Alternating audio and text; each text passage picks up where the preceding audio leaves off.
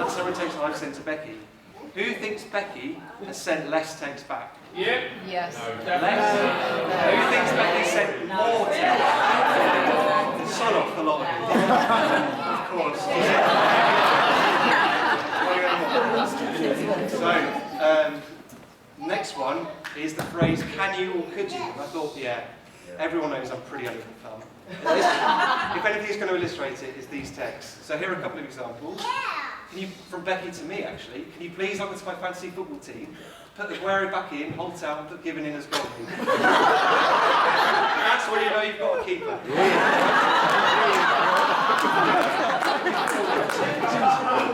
Here's a common one from me. If you happen to be going via a shop, I won't say their name anymore, could you buy some lager for me? Don't worry if not. Kiss, kiss, kiss, kiss. So, here's mine to Becky. Could you or can you? About 90 or so. You're going to get this one right. Who thinks Becky sent less? No. Who thinks Becky sent less? Ready for this? About 260. Right. Now, one of the very most important phrases you can have in a relationship is learning to forgive and say sorry. I'm very good at that. Here's an example. Sorry, sorry, sorry. I could have stacked it in a better way on the rack, i.e. broke during the course of the day. This is when Becky sliced her hand on a broken wine glass. So, here we go again. Becky's texted me about 280 or so sorries. Who thinks I've sent less back? And who thinks I sent more?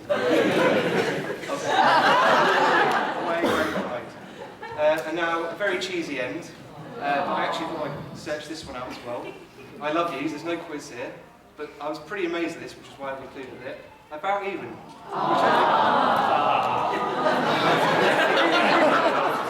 I think says a lot. So that's that little text. I hope that expresses some of our relationship. Becky, I know you don't like gooey words, so I'm going to keep this as brief as possible.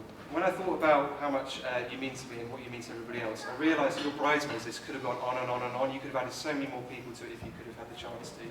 I think that expresses how close your friendships are with others. You really, really build them, and I've been so lucky to be a part of that. I know that their love for you is reciprocated as much as it is the other way. The term better half really doesn't quite do you justice. And I will take this opportunity, whilst I get a moment to speak for myself, to apologise in advance for all the untidy house you haven't fixed on you, all the forgotten chores and all the mislaid objects. You probably should have added them to the vows earlier today. And finally, I shall now close my speech by passing on the baton to my best man, Laurie Allen. There's a couple of things I will say before I do so. Be nice. Got to get a few caveats in. The first is that Laurie is the son of Jackie, who's an English and drama teacher, and of course you heard Jackie speak today wonderfully at the service. Now, if you're the son of a drama teacher, it means you've been trained from a very, very early age to perform and exaggerate. So everything you're about to hear, I want you to keep in mind, is obviously the subject of the son of Jackie Allen. The second thing I'll point out to Laurie, it's not your job to humiliate me or embarrass me, because I'll be doing that enough on the dance floor later. So, ladies, gentlemen, and whole city fans, thank you very much for listening. I now present to you Laurie Allen.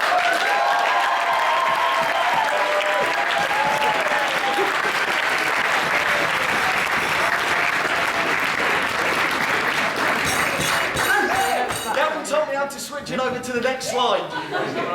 Right. Okay then. So it's that one, is it? No. Good evening. How are you all doing? Yeah. Great day. Yes? Malities, malities, malities, malities.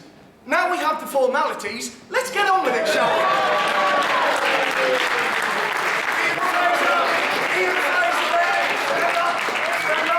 Take a bow for that.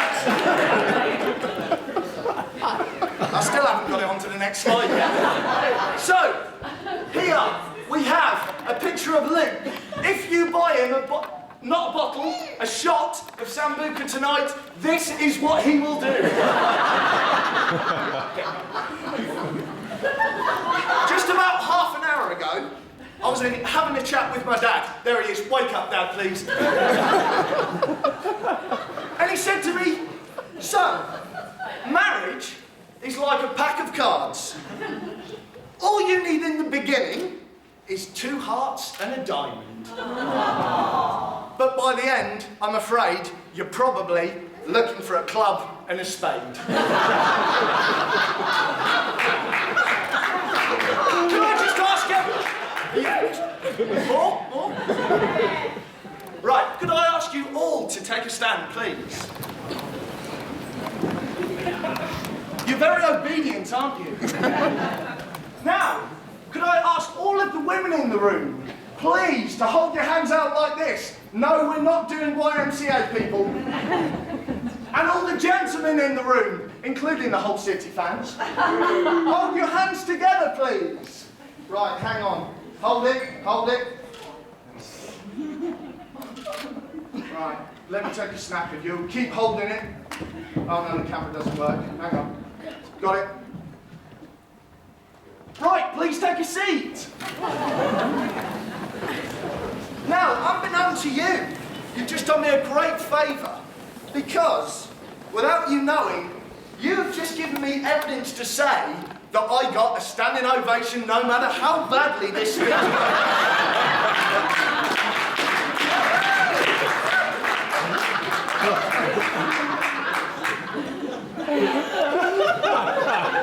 Is that right? Yeah? Right, some of these photos here, you used a couple of them, but you'll get the basic idea. This is how me and Luke grew up, around a lot of alcohol, obviously. I'd like to make, this is a nice bit of the speech, I'd like to make a few thank yous. The first one to the lovely bride. Everyone give her a big round of applause.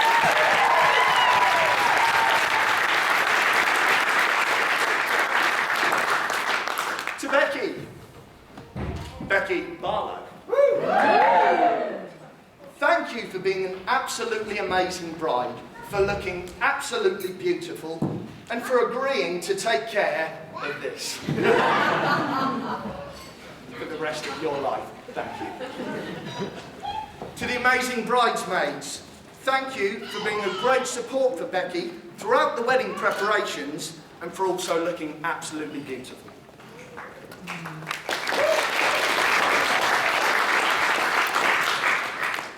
To both sets of parents, to Mark, Barbara and Sancha, I'd like to say thank you for always being there for Luke and Becky, to offer support and advice whenever they needed it the most, and for being just a wonderful group of people.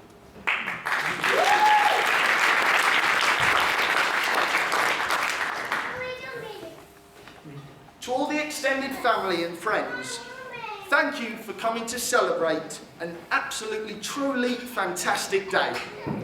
And for offering to pay for all of my drinks later. And finally to Luke, thanks for turning up on time. And for not wearing a checkered shirt. So, I had a few problems writing today's speech. When I put everything together, all of the notes and things and planning, I came up with this.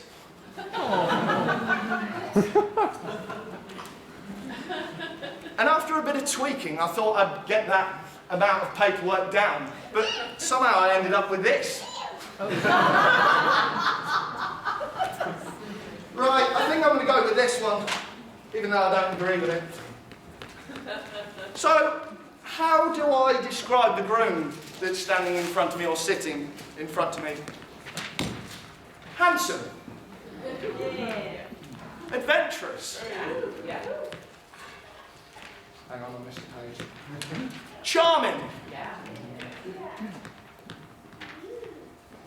Funny. Yeah. Got the wrong speech, haven't I?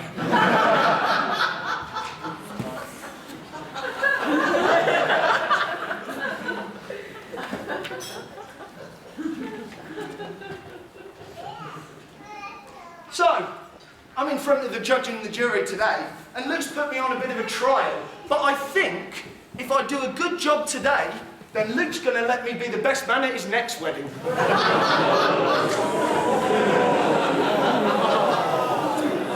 Go now, Becky.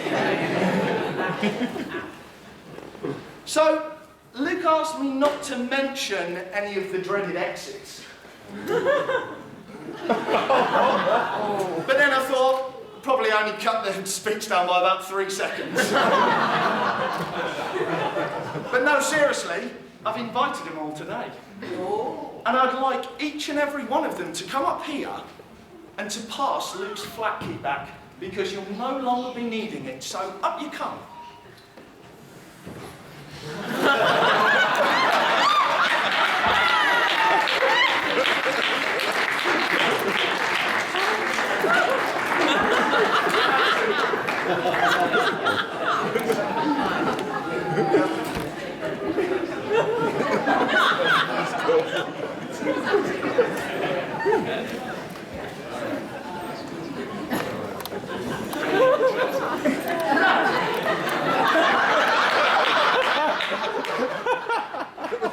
How could you?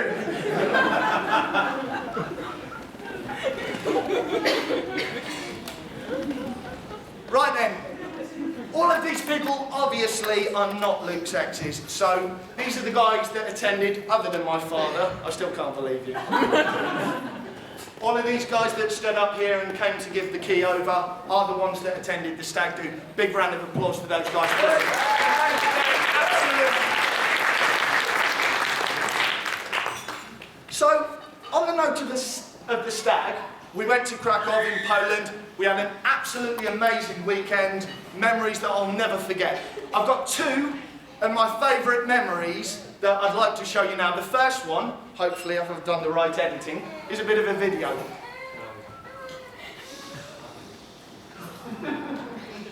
Let's see, this is on the plane over. Music's not working. Let's have a look, just going around the plane. Who's this?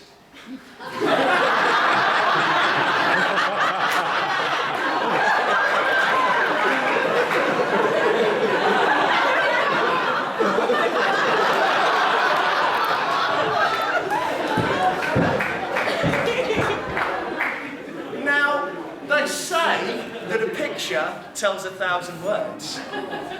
Let's see what this picture tells us, eh?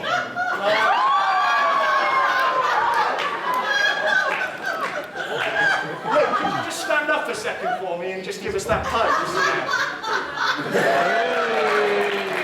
He was such a good spot on the stag do, cannot fault him. Cannot fault him. Right. So, Luke and I grew up in a very small village called Harold.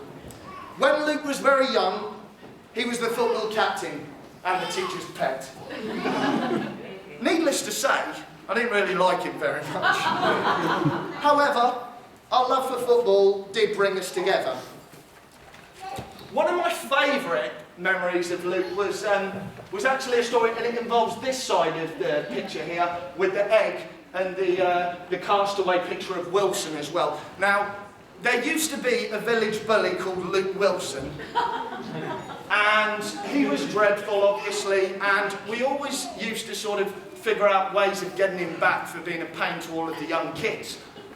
So, after a bit of a boozy night, we went over to the village shop, got a load of eggs, and we decided to ransack Luke Wilson's house, throwing the eggs left, right and centre all over his car, his windows, the lot.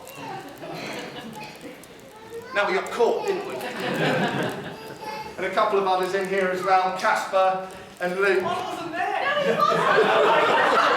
You were in this speech! So, obviously we got caught, because that was probably about the 6th or 7th time that we'd done it.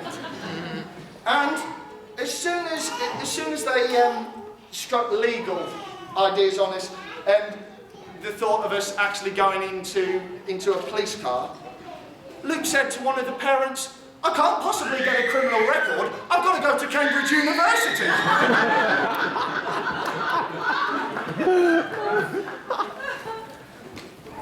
Now some of you will notice this. For those of you that drink with that guy over there, you will know that bats come out of his wallet quicker than he agrees to pay for a round.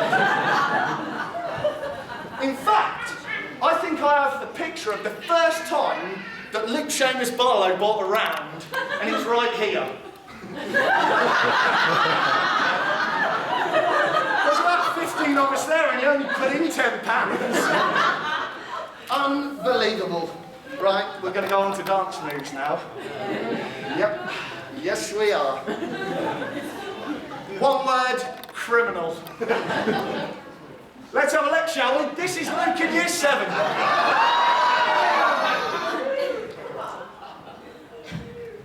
I really wish that the music came on because it was Benny Hill. Look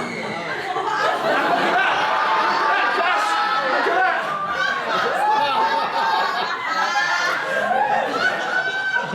Two left feet, Luke Barlow.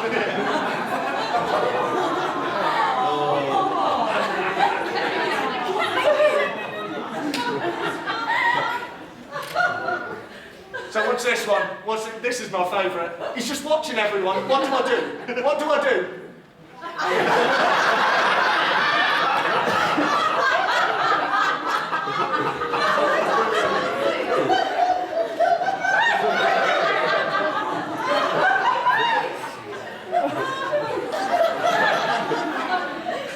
Right. You had enough. Right, here's Year 8. No, I don't have that one. Next one, Luke's look-alike. Shaggy of Scooby-Doo. Does look a bit like you, come on. Had to get the right photo. Right. Final story. Final main story. When me and Luke were very young, and I will stress very young, we did like this group. And my mother, obviously, drama is her life, and she always liked us to do performances for her, to do a bit of acting, to do a bit of singing. Now me and Luke decided to be the Spice Girls one afternoon.